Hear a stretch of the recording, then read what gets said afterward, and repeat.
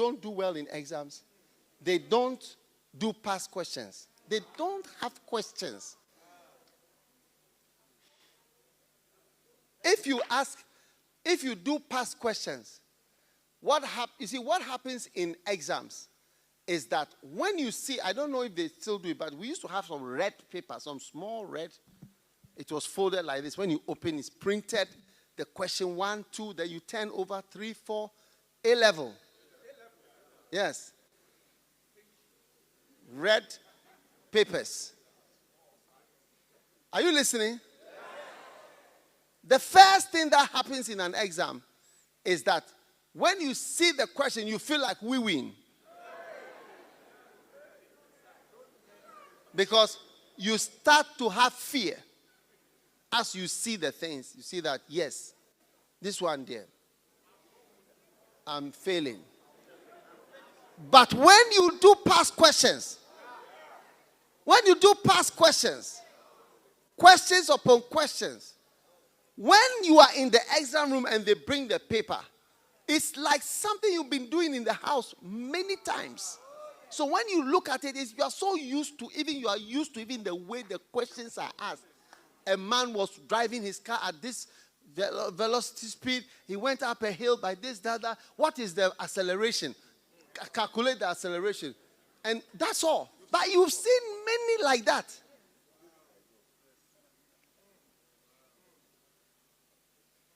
So questions is the first sign of intelligence even in school. Those of you who are students, listen to me. I've never failed any exam as far as I can remember from Form 1 to Upper 6. And the whole of university, I don't remember even one time I failed any exam I was ever referred. Ever. I don't remember. Maybe I was, but I can't remember. No, don't clap because I say I can't remember. I'm not saying I was. I say I can't remember. Yes.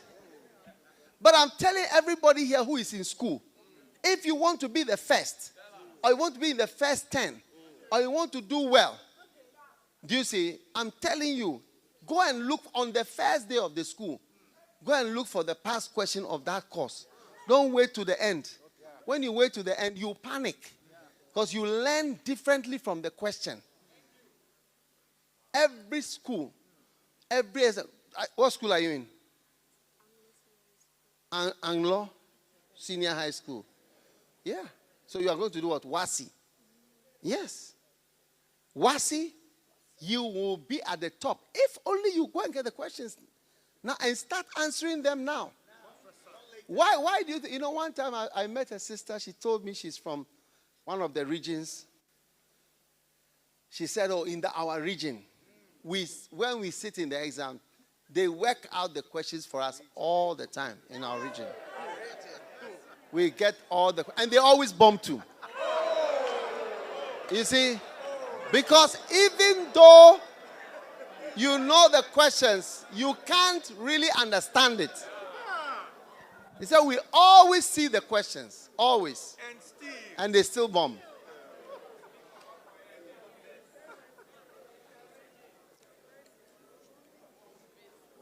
Are you listening? Everybody who is a student, I beg you, listen, because maybe this is only one of the reasons why God brought you here. University, school, everything. If you are starting, not at the end, at the first day, go for the questions. Find the questions of that course. And look at it. And start looking at the questions and answering them. By the time the exam comes. And I can tell you, in the whole Ghana, in our time, there was only one medical school. And they take 50 students. And they interview the whole country for the question. And the first 10 people to be interviewed, first 10, automatic taking. I was in the first 10. I was the 5th person. Yes. I'm not saying you should clap. But I'm explaining to you the credentials that I have to be telling you how to pass exams. Yes. And when I finished medical school, they wrote, the last finalizer, they wrote to me. They said you are in the top whatever, so you don't have to go to the district to do whatever. In my 5th year, which is the final part 1, I won the VALCO prize, the 2 best students. I was given a ticket. I was sent abroad. I was given thousands of pounds. Wow. Oh, yes. As prize. Oh, no, listen to what I'm saying. I'm telling you the credentials that I have to talk about exams. And I'm telling you that people, you are failing because you are not asking questions at the right time. It's the same reason for the spiritual questions. You are not doing well because there are no questions in your mind. Why do I have no money? Why do I have no car? Why do I have... And the answers are in the books.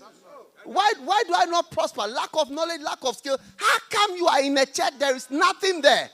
And so, oh, the town, the this, the that, the that. But we are in Ghana. I've been a Christian for so many years, serving the Lord and working in the church. It's the same Ghana. It's the same Ghana.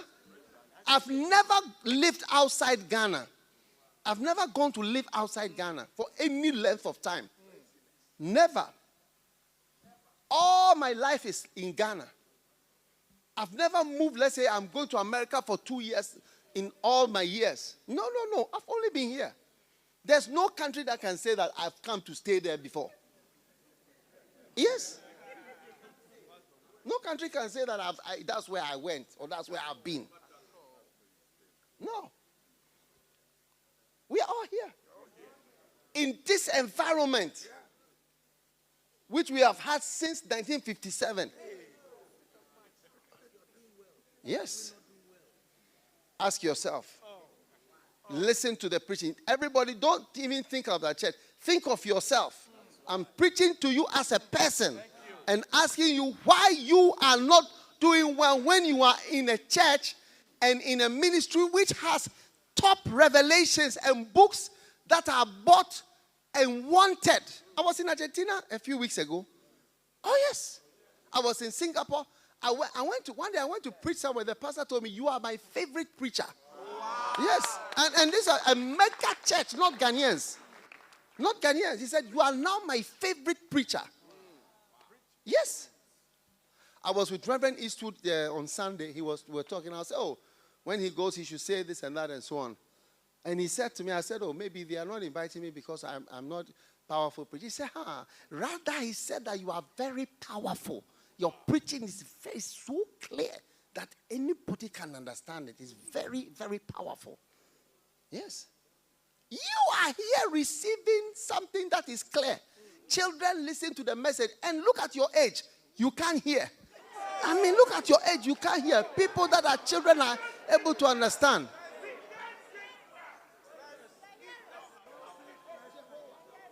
If you were blessed by this video, be sure to subscribe to Dag Heward-Mills on YouTube. You can also follow Bishop Dag Heward-Mills on all social media platforms.